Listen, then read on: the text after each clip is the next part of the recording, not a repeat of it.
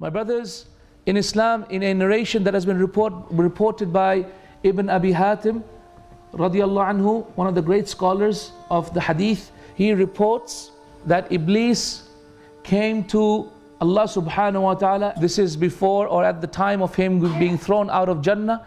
At that point, Iblis made a dua to Allah and he said, "Oh Allah, you created me to do fitna on the children of Adam. I have no power on the children of Adam until and unless you allow me to.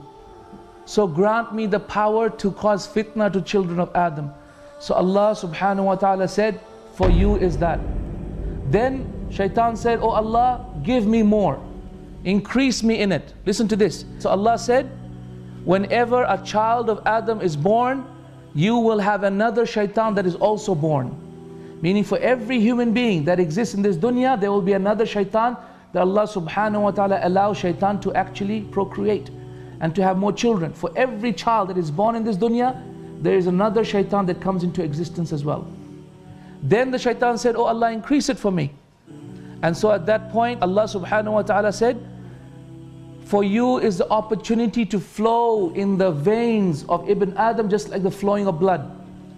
So Allah gave him the ability to go into our bodies and play with our minds, to be able to so inconspicuously sound in our mind as if it is our own deep thoughts, but it is actually Shaitan saying his worst and evil words into our mind, whispering into our ears.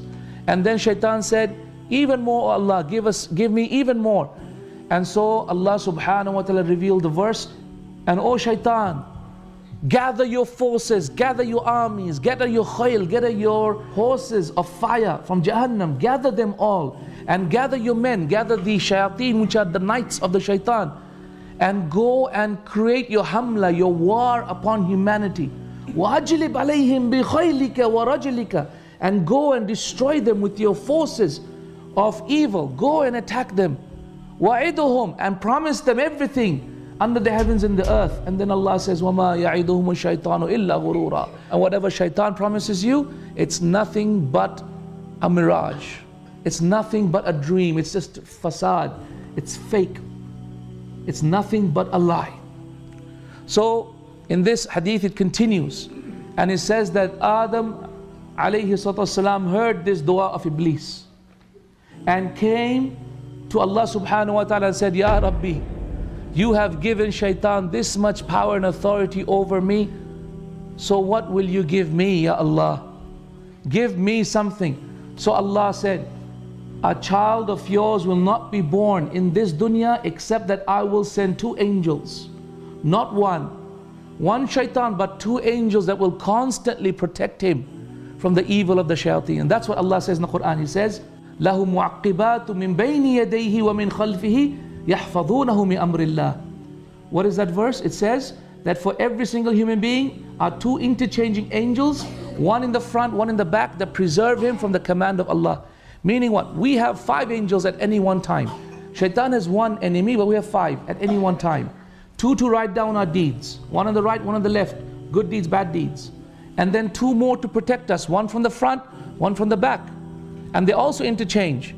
And then a 5th one to simply whisper into our ears, "Do good, do good. Say this, say that. Say subhanallah, say alhamdulillah, say la ilaha illallah." And he is our good side. 5 angels. Allahu Akbar.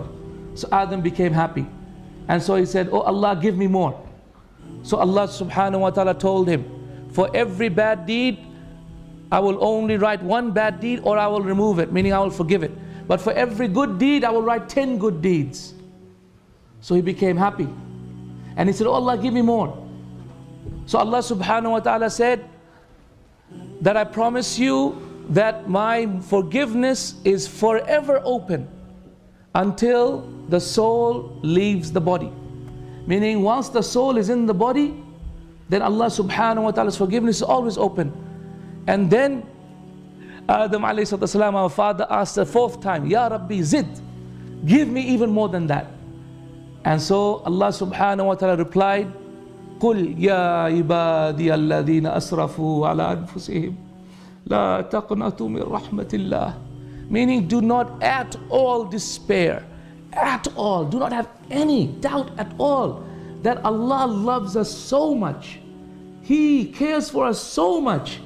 He really wants to be with us in Jannah. He did not create us to punish us at all. Inna Allah yaghfiru dhunuba jami'a. Allah loves to forgive.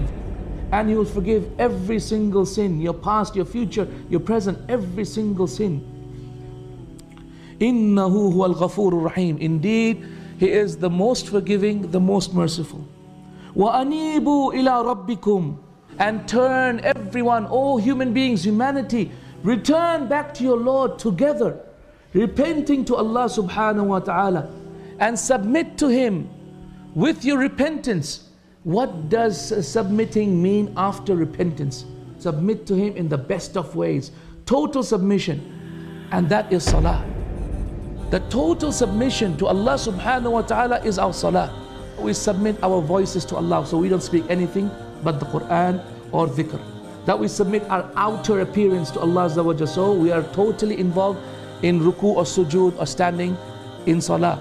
And we submit our minds to Allah Azza wa Jalla, so we don't think of anything except Allah subhanahu wa ta'ala.